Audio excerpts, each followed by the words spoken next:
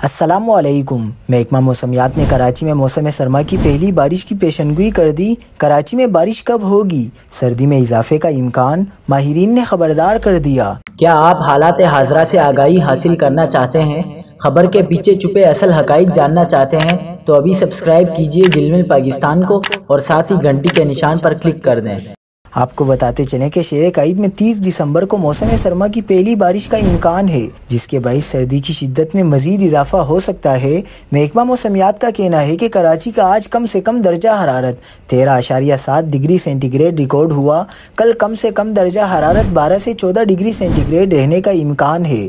Chief metrologist Karachi अमीर हैदर लगारी का कहना है कि बलोचिस्तान के गिरदो नवा में एक लो प्रेशर मौजूद है।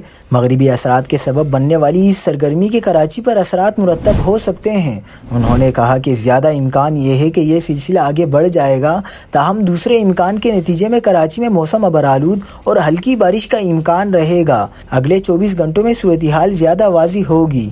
अगर मगरिबी सिस्टम कराची का रुख करता है तो 30 दिसंबर को कराची में बूंदाबांदी, फुआर और हल्की बारिश हो सकती है।